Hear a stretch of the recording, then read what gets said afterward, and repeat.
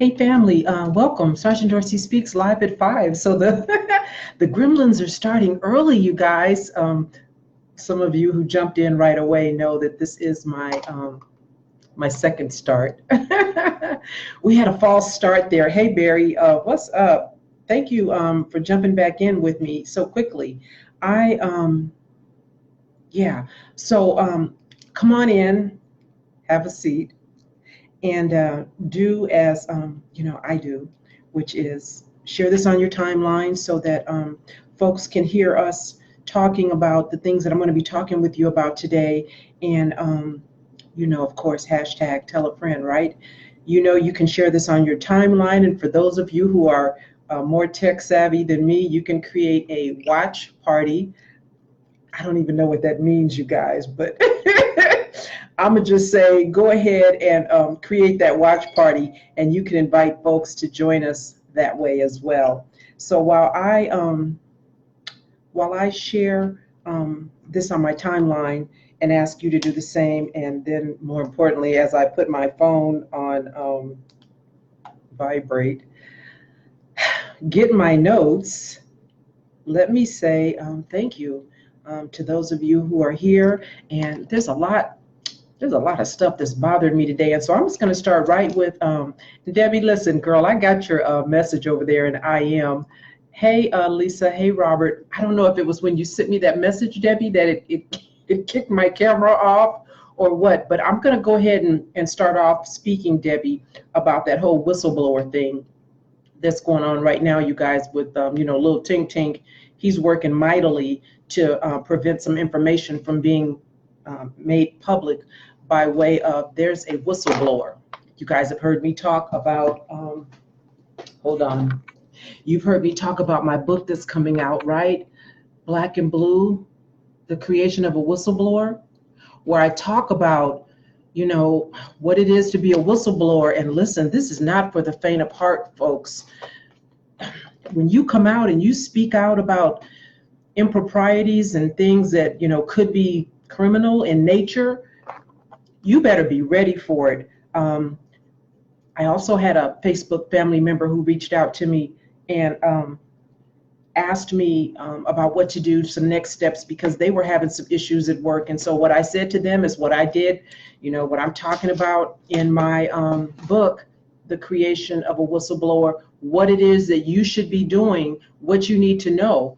And so before I get into this whole thing with little Tink Tink trying to prevent this whistleblower, and listen, this is a big deal. This person is blowing the whistle, sounds like, on Tink Tink. And so he's trying to keep this stuff from being made known.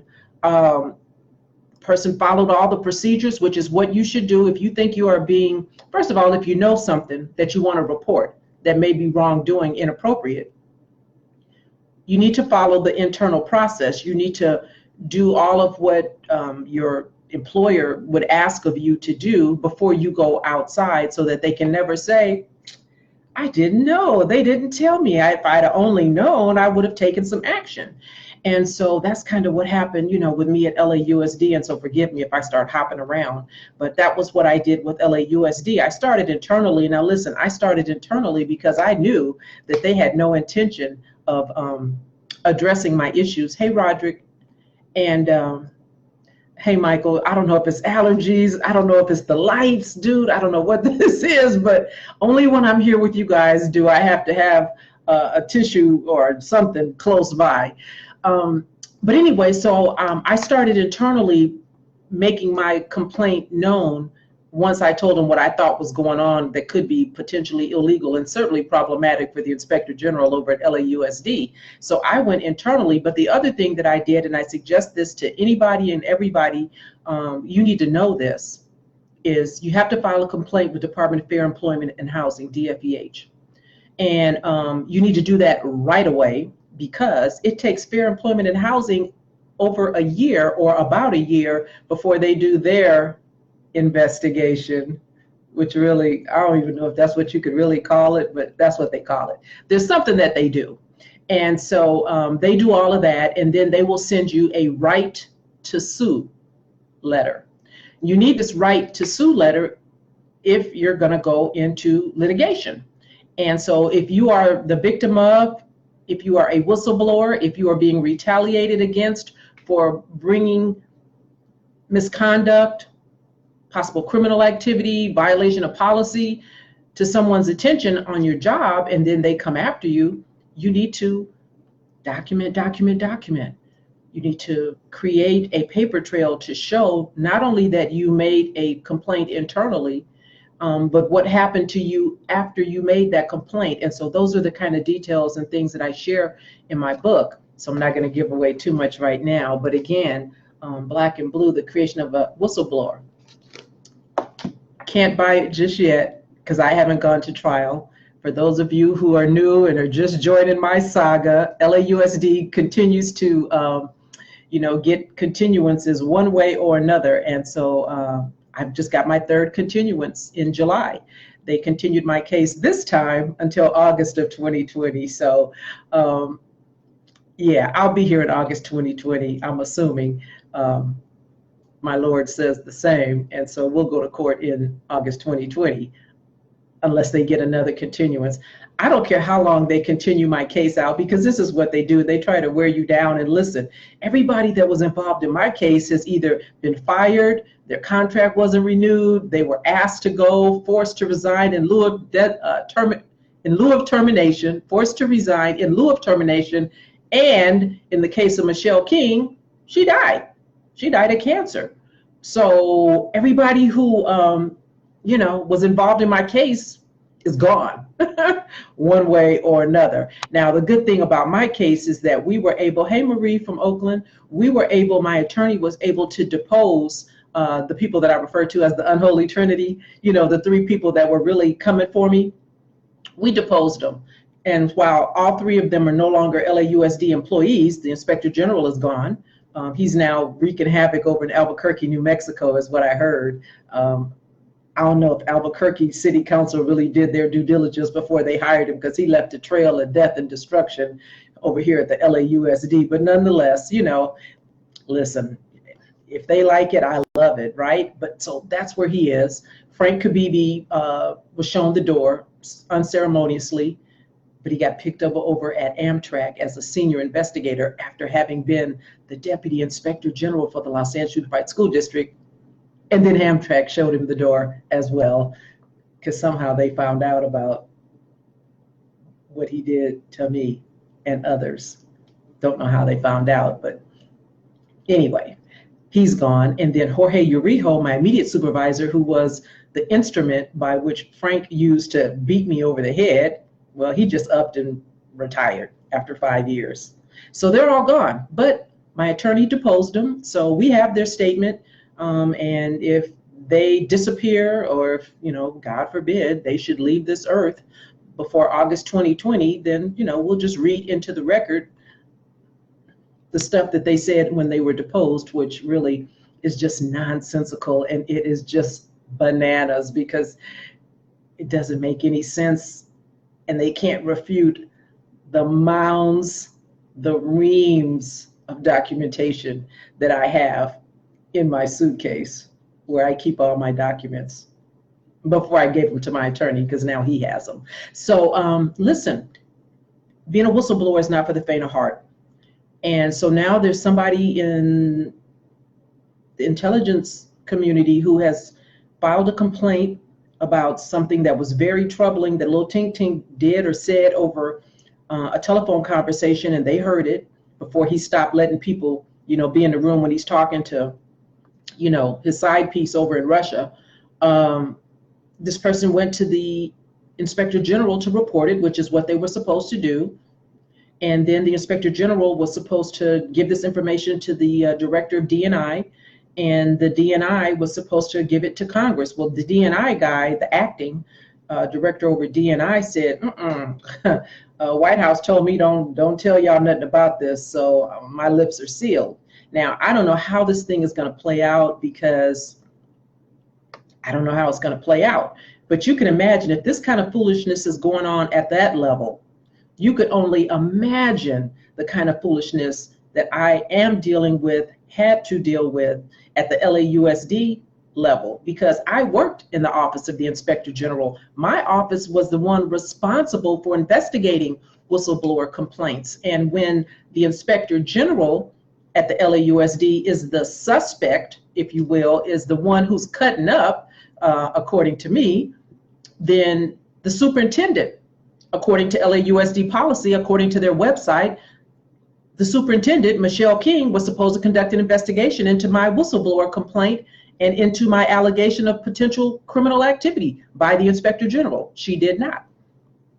She did not. What she did, what the Inspector General did, what my supervisor, Jorge, and the Deputy Inspector General did is they gathered up about 40 different people, and they created what I call the Dorsey Task Force. And they came for me. They didn't investigate my allegation of wrongdoing by the Inspector General and his deputy, Frank Kabibi. They got all these people who were working over in human resources, working over in the Office of General Counsel. Yeah, they had 40 different people, all of whom I named, and everybody had a job. Everybody had a thing that they were supposed to do in order to get rid of me, because they too, like what's going on over at the DNI, they had no intention of investigating my complaint. And so if you go to my website, Sergeant Dorsey Speaks, and you can take a look at the first chapter, you can read the first chapter in my book on my website, and I name all 40 of them. I name everybody, I give you their title. What I don't do is tell you what their job was in the first chapter, but I do tell you what their job was in the book in terms of trying to get rid of me. And so that's what they did. They fired me. And so this person over there now who's trying to get some kind of protection, and I don't even know if they could protect him. Sounds like, you know, they know who he is. I think I might have even heard his name mentioned on CNN, he or she, I don't know. But I heard a name mentioned very briefly today in passing. And so, you know, this person, it's been said they could go outside of this chain of command, if you will, and they can go straight to Congress. But don't you know, if they go straight to Congress, for sure, they're going to lose their job. Much like, you know, I lost my job because I tried to overstep Michelle King and the Board of Education at LAUSD when they refused to investigate my complaint, when they refused to provide me with whistleblower protection. I went outside of the school district and I was writing letters to everybody. I wrote one to Kamala Harris. I wrote one to Mike Antonovich. I wrote a letter to Barack Obama because he was the president back then. I was writing letters to what I tell you to do, Lottie Dottie and everybody. And because I wouldn't shut up, Frank Kabibi called me in one day and just told me to turn off my computer, go home. We're going to pay you. Just go home. Don't come back. Don't talk to nobody. And 2 days later, I got a registered letter saying, stay home, heifer. We're investigating you. For what? I didn't know, but they said they were investigating me. And after they got done investigating me, they sent me another letter and said, we found you guilty. Of what? We found you guilty and we're firing you. And they did it. They did it, you guys, because why? They can. Because they are a big conglomerate, because they are a thing, and that's what they do to you. Thank you, Jesus, because my God is amazing. And I was already drawing one pension from the city of Los Angeles. I found out that after I had gotten fired that I was eligible for a second pension. So while you know, they tried to break my back, you can tell it's nice and sturdy. They didn't. And so I'm just very fortunate because not many people lose their job and, you know, are not able to sustain themselves. I was already working on a pension, receiving a pension when I left LAUSD before I was ready to leave.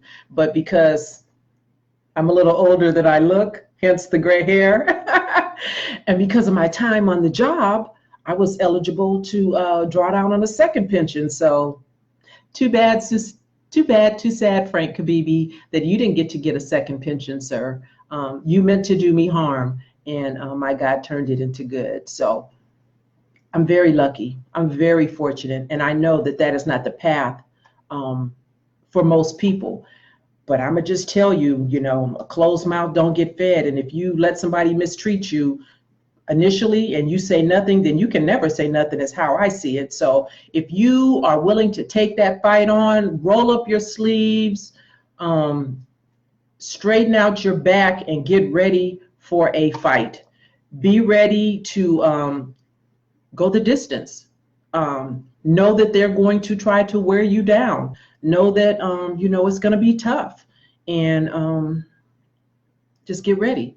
And that's what's going on right now on the federal level. So Debbie, to your point, you know, while there's this term whistleblower, you understand ain't no such thing as whistleblower protection. For real, for real. There's no such thing.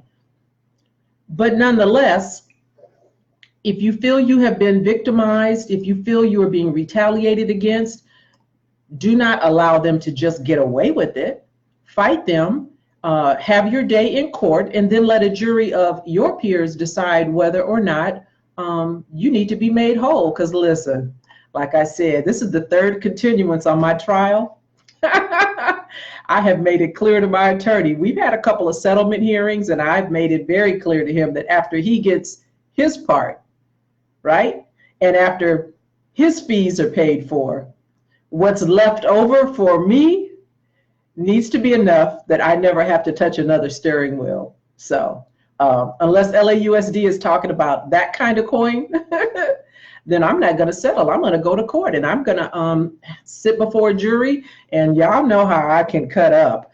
I really don't think LAUSD wants me to get on stand in a public forum, a courtroom, and talk about all the bones that I know that are buried over there on the 12th floor at LAUSD. Even though those people are gone, the damage that was done to me was done to me. It was real. There were consequences, and somebody needs to fix this. And I'm going to hold them to it.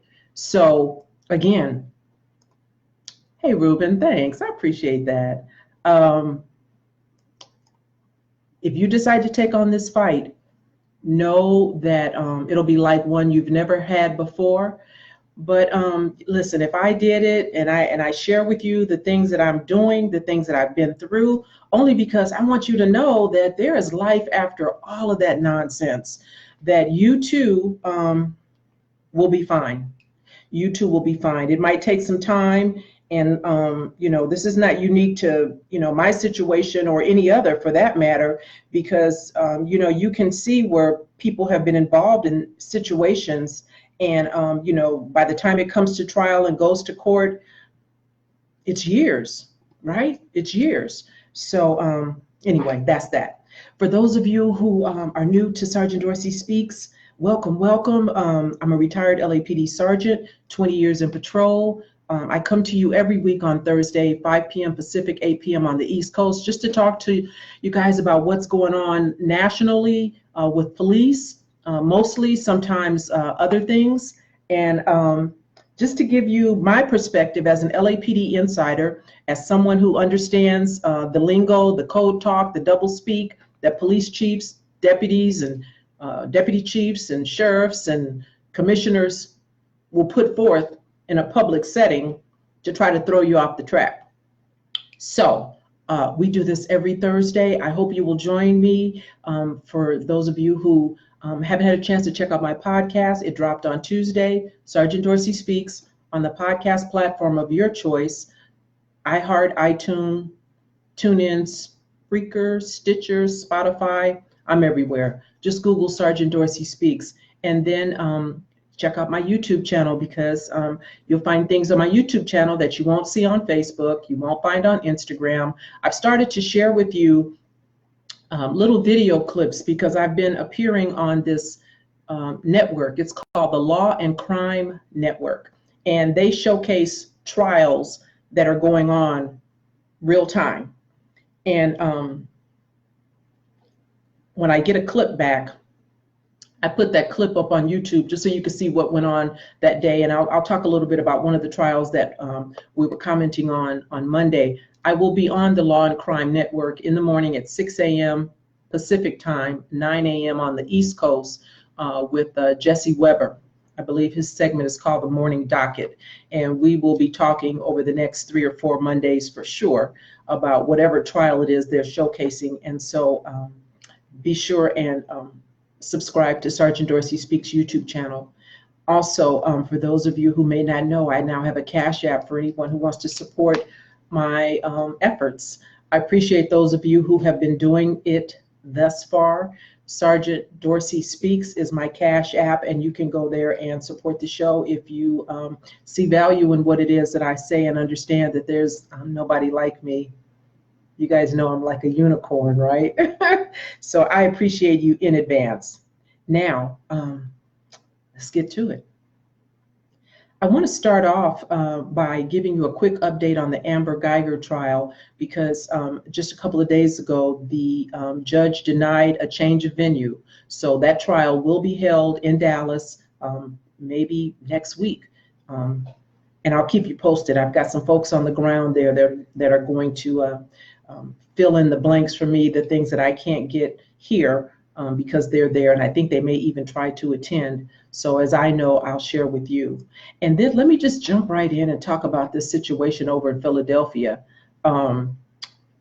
Police officer, don't know his name, they haven't made it known yet, but there's a young man who was stopped and harassed, is what they're saying over in Philadelphia. Well, that's what the media says, that this young guy was harassed by this Philadelphia police officer, and just for no doggone reason. And then you see the video that went viral where the officer, because the kids were not letting this officer put him in the back of his SUV and drive off with him. And I'm so glad that they didn't, because listen, this could have very easily been another Freddie Gray. They could have put that kid in that car. He looks like he's about, I don't know, 15, 16, 14, something like that. Put this kid in the car, took him who knows where, and on the way, you know, they could have hit a rough patch, and yeah, you know how that ended with Freddie Gray, right? But these kids said, we're not leaving, and they videotaped and they stood their ground, and eventually the cop backed down. He did the punk thing that you would expect a coward like him to do, which is succumb to the pressure that these kids put on him, and he let him go because he didn't have a reason to put him in the car in the first place. And so if anybody out there hears my voice and knows Asia, that's the young girl that did the video that went viral. If you know Asia, if you could get to Asia, please tell her what you're hearing from me, because they're saying that this kid was harassed. I say he was kidnapped, and his family needs to hear those words. Kidnapping is a crime. It's a felony. And when you take a person from point A to point B, even if you just move them 12 inches, that's kidnapping. And you don't get to do that. And so I pray and hope that that family does not let this police department off with an apology or some sad story about, why this officer, had that meltdown and did that stupid thing that he did, because now there is reportedly an internal affairs investigation. How it will be adjudicated is a whole nother thing. What ultimately is going to happen to that officer is a whole nother thing. And listen, I said this before, whatever they do to that officer, they need to do them two heifers that were standing there in uniform side by side with acquiesced police misconduct. And I'm using their terms, I'm using their lingo, right? They acquiesced. They took part in it. They stood around just like Kizzy Adonis stood around while they choked Eric Garner to death. These girls stood around, these police officers stood around while this male officer handcuffed this kid for no reason, kidnapped him, and threw him in the back of his police car. And so there should be a price to pay for them as well. And it should not just be a slap on the hand. I think all three of them need to go, because listen, that wasn't the first time he did that. I promise you it wasn't the first time he did it. He did it too easily. The way he was so cocky and arrogant and threatening and menacing to this young man. Yeah, just go back and tell your friends you were shaking in the back of a police car. That just rolled off his tongue so easily. You know that's how he gets down, right? He didn't just think, let me just do this and let me just say this as I let him go. That's how he gets down. And it's just a matter of time. And so why do we need to wait for him to kill one of our children before Philadelphia does the right thing? Don't ask me, what do we do now? When is this going to stop? Enough is enough. I have shared with you, and I'm telling you again, Philadelphia Police Department has a social media presence. Go to it.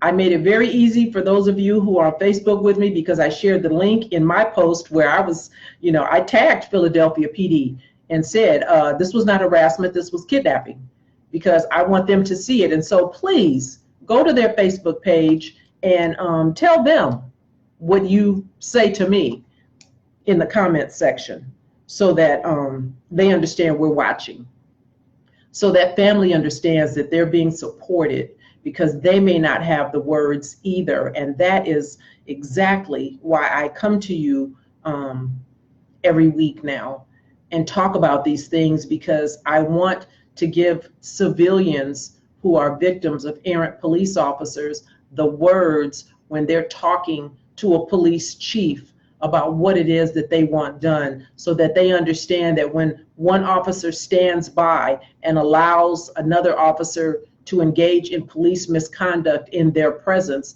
that they are acquiescing and they too are as guilty as the offending officer, just like you would be if you were in a car with somebody who committed a crime and there was, let's say, death in the commission of that crime. You understand you too will be charged with murder, even though you were just sitting in the back seat, eating a pack of sunflower seeds. You understand. And police officers are no different. When they stand by and watch another officer engage in police misconduct, they might as well have been handcuffing that kid themselves. So if you're bothered by it, don't tell me, tell Philadelphia Police Chief. Please, please. That's why I share it with you. Now over to NYPD, I understand that the Christian was in New York today. I'm talking about Mike Pence. That's his new name, you guys. He's the Christian. He was over there, fawning all over NYPD and I guess telling them what an amazing job they were doing, and probably talking about how much pressure they're under, because the numbers are way, way down in terms of proactive police work in New York. And I don't know who's really bothered by that, because listen, right now they're just cutting their nose to spite their face. If they're not writing tickets, then that means folks aren't being okay. If they're not arresting people on misdemeanor charges, that means, folks aren't having to pay bail to get out.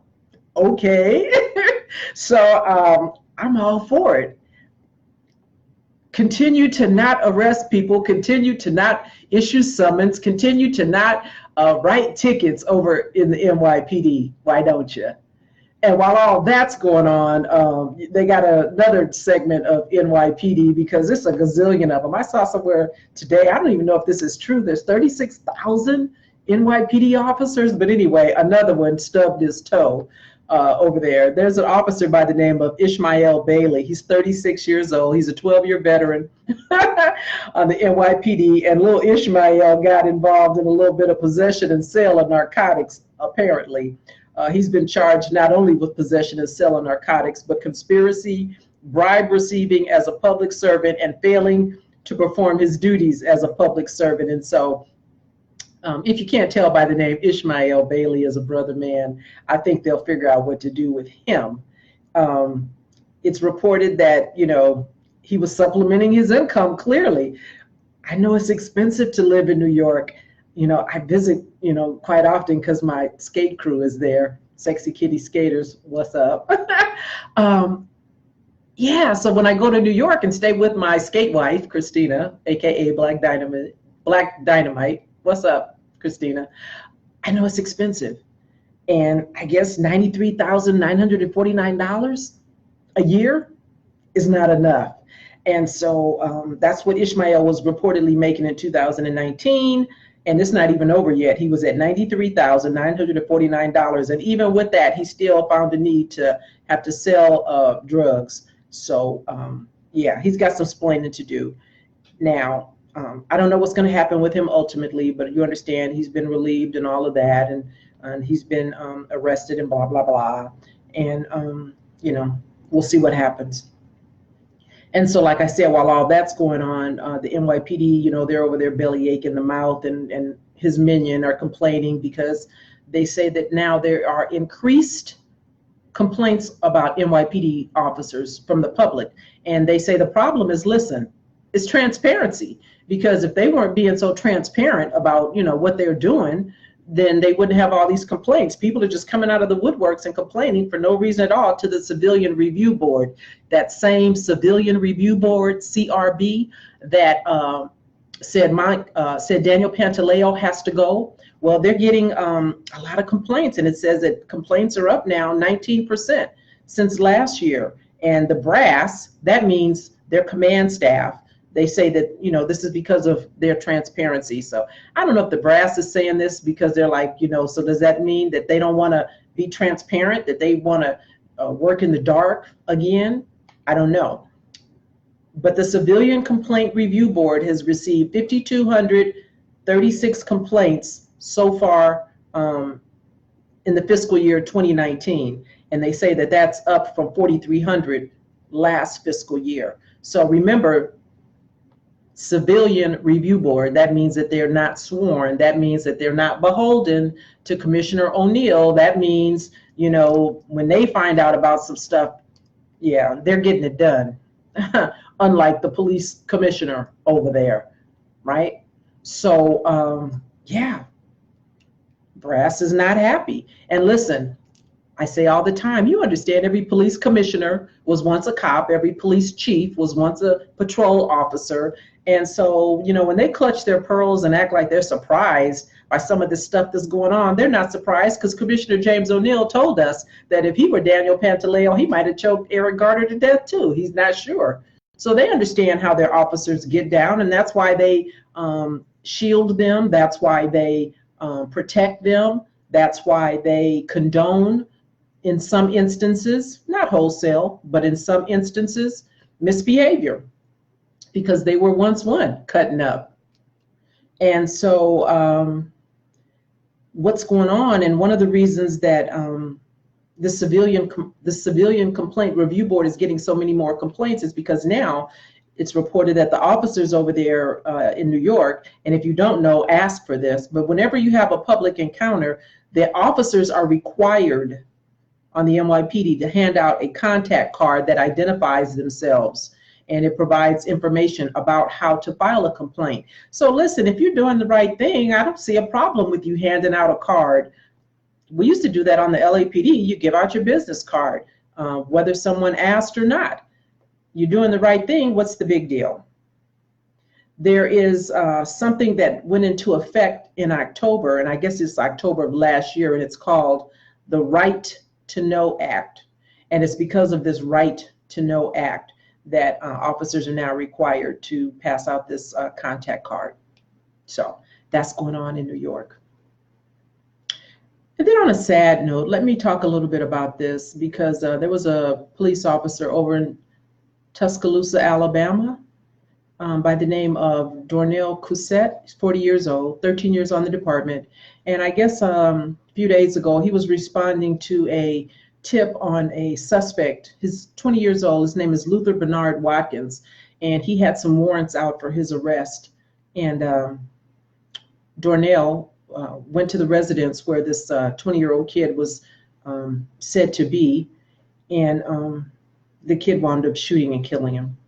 Now, this 20-year-old kid has been involved in some prior incidents, at least 2 robberies and a prior shooting, in addition to the whatever it was that caused Officer Cousette to go looking for him a couple of days ago. And so now this young man is being held on a no bail felony charge of murder, and he's I believe he's facing capital murder. Yeah, capital murder. So condolences to the Tuscaloosa Police Department and to the family of Police Officer Darnell Cousette, 40 years old, 13 years on the department. Police work is dangerous, you guys. You know, you never know, just like any other job, but particularly with our job, you never know when you leave in the morning if you're going to come home that day. So, you know, be good to one another. No matter what kind of work you're in, be good to one another. Leave nothing unsaid to a loved one. Because, you know, I remember when I was growing up, my mom used to always say, tomorrow's not promised. I tell my kids tonight, tonight's not promised. So, yeah. So be good to one another. There's a lot going back and forth about the lady who put up that $100,000 bill for R. Kelly because I guess she didn't, you know, talk to her financial planner before she did that old dumb shit, because now she's asking for her money back. And yeah, she's not going to be able to get it back. R. Kelly is being held now on a federal no bond charge, I believe, more than one. And so I guess she thought, well, shoot, if he's not getting out because he's being held on these federal no bond charges, then I need to get my $100,000 back. But she put that $100,000 up on a state charge, and it didn't have anything to do with what was coming down the road. Now, her attorney is saying that, you know, she had no idea that there was even an investigation going on with regards to potential federal charges. How would she? Why would she? Nobody told her to put up $100,000. And if you know that R. Kelly is R. Kelly, allegedly, then you probably should have figured that not only could he be subject to state jeopardy, but maybe some federal jeopardy. So I don't think she's going to be successful. But anyway, there's a lot going back and forth with regards to her trying to see if she can get that $100K back. And of course, if, you know, it's going back and forth with the court, it's going back and forth on social media because a lot of people have a lot to say about that. Over in Little Rock, Arkansas, earlier this year, there was a police officer by the name of Charles Starks, back in February, Charles Starks. And I will share with you, because you kind of almost got to see this. This is just bananas. This officer, Charles Starks, was trying to initiate some kind of it wasn't some kind of I know exactly what it was. It was a felony traffic stop. This gentleman was driving a stolen car, and Starks was trying to engage him. And I'm going to share a link with you because this almost, let me hurry up and share it so I can get this on here before you guys don't have to hear the feedback.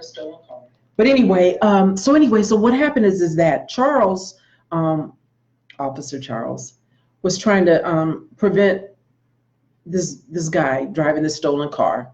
So he jumps on the hood of the car. Reminds me of that incident back in, I think it was Cleveland, Ohio, with an officer by the name of Michael Brelow, who jumped on the hood of the car and fired like 30-something rounds into the front windshield of a car that was being driven by two people, and they ultimately both died. Well, this Charles Starks did the same thing. He sees this gentleman in the car, and the car is starting to move as if it were going to drive away. So he jumps on the windshield, he jumps on the hood of the car, and he starts shooting into the car. Now, I'm not laughing because someone lost their life, but I'm just saying, you know, for him to get on the hood of the car, it just looks ridiculous. And he fired through the windshield. Now, that was in February. And so then in April, this was in Palousca County. In April, the Palousca County prosecutor by the name of Larry Jegley, he wrote a 4-page letter detailing why he had no intention of filing charges against this police officer. And one of the things that the prosecutor said, and so you see how the two departments really do work hand in hand, and that's why it's so important to have a private, independent, not private, but an independent prosecutor when you have incidences involving fatal police shootings. Because this prosecutor says that, listen, Officer Starks, quote, was faced with imminent threat of deadly force at 2 different points during this incident, is what the prosecutor says. And he outlines these 2 different points where he was facing imminent deadly threat. But the fact of the matter is that Starks created the threat when he jumped on the hood of the doggone car. If you think a car is moving, or if you think a car is heading in your direction slowly, how about you just get out of the way?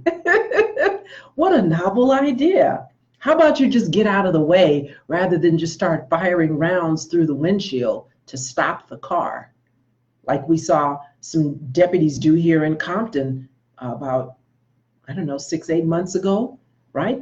This guy was trying to get away, which is what bad guys do. And they just opened fire and started shooting into the car. And then they said that he was trying to run him over. Well, he's not here to say, hello, I wasn't trying to run you over. I was really just trying to get away because, that's what I do. Much like this guy trying to get away. He's in a stolen car. And this Starks guy jumps on the hood of the car and starts firing rounds into it. And so the prosecutor said, hey, he was faced with imminent threat of deadly force. And the prosecutor also said that the officer had a reasonable belief that the person driving the car was going to harm him. He said he thought that the person driving the car was either going to harm him or maybe even shoot him. Now, the reason that the whole thing about the suspect shooting him, and the suspect's name is Bradley Blackshire, and he's 30 years old. The reason that the officer said that he thought that this guy might shoot him is because they later found a gun in the car. But that was after the fact. He didn't know that the gun was in the car at the time that he jumped on the hood and started firing rounds through it. But anyway, that was his story to the prosecutor, or that was their story together. They stuck to it. Now, when it got to the police chief was like, not so much, sir. Police Chief Keith Humphrey wound up firing Charles Starks. And he did that in May of this year. And he said, hey, you violated policy. We got a use of force policy. And, you can't jump in front of an oncoming car and then say that that created some kind of a deadly threat situation, and now you're shooting into it. It's against their department policy. So he fired him. And the department policy says this specifically: when confronted by oncoming vehicle, officers will move out of its path if possible, rather than fire at the vehicle. That's their policy. He didn't move out of the path of the vehicle. It was possible for him to do it. He jumped on the hood of the car and he shot and killed Bradley. He shot and killed Bradley. So for that, Police Chief Keith Humphrey fired him. And because he has a right to appeal, Starks did through his attorney. He appealed his termination. And then just a few days ago, September 4th, 2019, this year, the Civil Service Commission upheld his termination. So he's gone. He's gone. He didn't get the gift of resignation. He was fired, and hopefully he won't rear his head on another police department. And then lastly, before I let you go, I had mentioned this in a previous broadcast, and it was just settled today. So I want to revisit this and just give you a little update over in Detroit. The police chief over there, James C.R.A.S.H, a former LAPD captain, now police chief in Detroit, has been using facial recognition technology for about 1.5 years. So it only makes sense that today or yesterday, there was a vote by the Board of Police Commissioners, and they approved the use of facial recognition technology by Detroit Police Chief James C.R.A.S.H. And it's a good thing that they approved it, because listen, he's already using it. Now, James C.R.A.S.H. was quoted as being excited. He was excited about that vote, 8-3 to approve it. And I don't really know what that means. I don't know how they're using it. I know that when it was first talked about and I heard about it, Chief Craig said that, he was assuring the community that it was not going to be misused. Okay, if you say so. But nonetheless, opponents said the fight's not over and they might have lost this round, but there are 2 bills in Detroit. Pay attention, family. There are 2 bills pending that would ban or delay police use of this technology over in Michigan. So HB 4810 and SB 342 are 2 bills that are pending that will either delay or ban the use of this technology. So for anybody who lives in Michigan, and if you're not involved in what's going on locally with these 2 bills, HB 4810 and SB 342, you might want to pay attention And if you're bothered by this facial recognition technology that the police chief has been using for the last year and a half, and you don't really, know how they're going to use it going forward, and you don't trust their version of what they're doing with it, supposedly it's for the benefit of victims of crime. I don't know. But if you're bothered by it, then pay attention. And when you have an opportunity to go somewhere and have your voice heard, then do that. Because on the sideline, fussing and, moaning and groaning doesn't really make a whole lot of sense if you're not going to get engaged and get involved. So that's, I think that's it. Does anybody have anything? I'm just kind of looking through the comments real quick to see if